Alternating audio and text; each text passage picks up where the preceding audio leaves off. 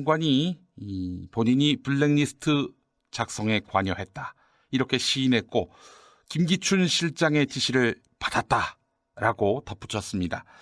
자, 이것이 영장실질심사에 어떤 영향을 미칠지 주목되는데요. 물론 문화체육관광부는 그런 발언을 한 사실이 없다라고 해명했습니다만은 참으로 복잡하게 돌아가는 양상입니다. 자, 조윤선 장관 본인은 블랙리스트와 무관하다라고 거듭거듭 강조했었죠. 이분 앞에서 말입니다. 바로 더불어민주당 도종환 의원입니다. 도종환 의원 지금 전화 연결돼 있습니다. 도종환 의원님. 네, 안녕하세요. 도종환입니다. 예. 자, 의원님 오늘 이렇게 구속영장 청구 흐름 어떻게 보셨습니까? 그동안 37번 국회에서 블랙리스트와 나는 관련이 없다, 모른다, 아니다라고 위증을 했다가 이제 특검에서 위증죄로 고발 요청해달라고 해서 고발을 했고요. 이제 영장실질심사를 앞두고 있습니다. 블랙리스트 관련해서 본인은 모른다고 하지만 정무수석으로 재직할 당시에 만들어진 정무리스트가 있고요. 또 문화체육부 장관으로 재직하는 동안에도 블랙리스트 문건이 실제로 집행되고 보고되고 했던 사실이 있기 때문에 이 부분에 대한 책임을 반드시 져야 된다고 말씀을 드리고 싶고요. 오늘 아침에도 김기춘 실장이 시켜서 한 것이다라고 시인했다가 또 부인하고 하는 일이 낮에까지 있었는데요. 이건 그냥 법적 대응 전략의 일환이라고 봐요. 이게 이야기를 했다가 괜히 또 이 국면에서 보도까지 되면은 안 되겠는데 판단돼서 그냥 즉자적으로 바꾼 게 아니라 고도의 전략 속에서 나온 것이다. 법적 대응 전략 중에 하나라고 보는 이유는요. 김기춘 실장이 시킨 건 맞지요. 이거는 김영환 수석 비망록에도 나오고 또 관련 전직 장관, 차관들이 다 교육부 관료들이 다 특검에 가서 이미 진술을 한 바 있고요. 그리고 그 지시를 받아서 정무수석실에서 이 일을 집행한 사람, 정관주 전 차관과 또 비서관, 지금 신동철 비서관 두 사람이 지금 구속이 돼 있단 말이에요. 김기춘 비서실장이 시켰고 두 사람이 지금 그 일을 했기 때문에 구속돼 있지만 나는 모른다. 지금 이거거든요. 나는 보고받은 적 없다라고 주장을 하고 그렇게 주장하는 법적 대응 전략을 가지면서 자기가 책임이 없다, 나는 모른다. 이 전략을 계속 유지하고 관찰하자라는 것뿐이지. 증거는 특검에 지금 무수히 쌓여 있고, 증언도 확보돼 있고, 또 증인들도 많이 있는데, 또 특히 피해자들이 있단 말이에요. 블랙리스트를 집행했기 때문에 지원금을 받을 것을 받지 못한 사람, 또 상을 받을 걸 받지 못한 사람, 이런 배제된 사람들의 명단, 그다음에 사례 이런 것들이 대외비 문건에 기록이 되어 있고 그게 특검에 지금 있단 말이에요. 그런데도 불구하고 어쨌든 나는 모른다는 전략으로 가자라고 하는 것뿐이라고 저는 봅니다. 전망이 어떻습니까, 의원님? 전망은 결정권이 사법부에 있기 때문에 저로서는 어떻게 결론이 날지를 지켜보고 있는 중입니다만 문화예술계 블랙리스트를 2015년부터 문제제기하면서 2년간을 이 문제를 계속 끌고 온 제 입장에서는 사법 처리되는 것이 법적 책임을 지는 것이 너무 당연하다고 봅니다.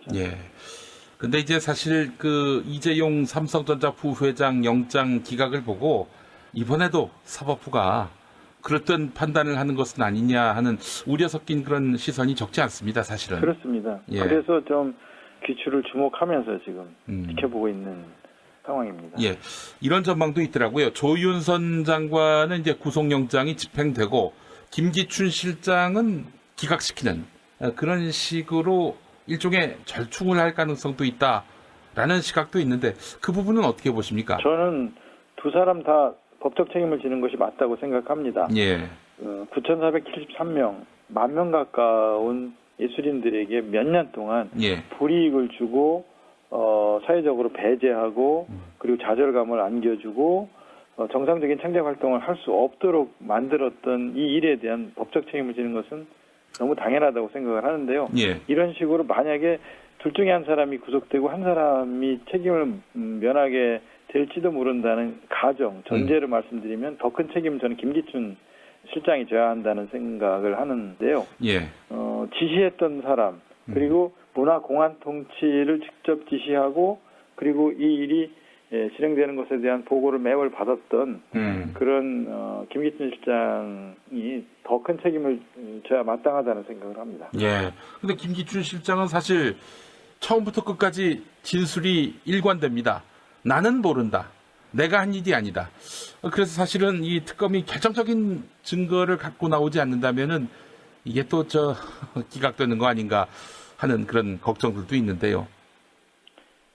그래도 만약에 김기춘 실장이 구속을 면한다는 가정과 전제를 이렇게 앞에 놓고 생각해 본다면, 만약에 그렇다면 그건 사법정의는 죽은 거죠. 예. 저는 그래서는 절대 안 된다고 생각을 하고요. 예. 반드시 법적 책임을 지게 하는 것이 사법부가 해야 할 가장 중요한 일이라고 저는 믿고 있습니다. 예. 의원님, 그 조윤선 장관 같은 경우에 지금 그 직을 내려놓지 않은 상태지요? 그렇습니다. 이럴 수가 있습니까? 문화 융성의 책임을 지고 장관으로서의 역할을 하려고 하고, 또 평창올림픽을 잘 치르는 역할을 하기 위해서 장관으로서의 소임을 다하겠다고 말한 바 있지만, 그 두 가지를 다 할 수 없게 된 상황이고, 그리고 문화부가 망가질 대로 망가진 것에 대한 책임도 져야 되는 사람으로서 장관직을 계속 유지한다는 것은 지금 이렇게 다 망가질 대로 망가진 문화부를 끌고 갈 능력도 없고, 또 자격도 안 되고, 또 끌고 가서도 안 된다고 생각을 하고요. 본인이 사실은 먼저 그 직에서 물러나겠다고 말해야 되는데, 그렇게 안 된다면 황교안 총리라도 그 자리에서 물러나게 하는 것이 맞고, 그래도 안 된다면 국민들이 나서서 그 자리에서 물러나게 해야 된다고 봅니다. 문화체육관광부 노조도 오늘 성명서를 냈더라고요. 그 조윤선 장관은 사퇴해야 한다라고 말이죠.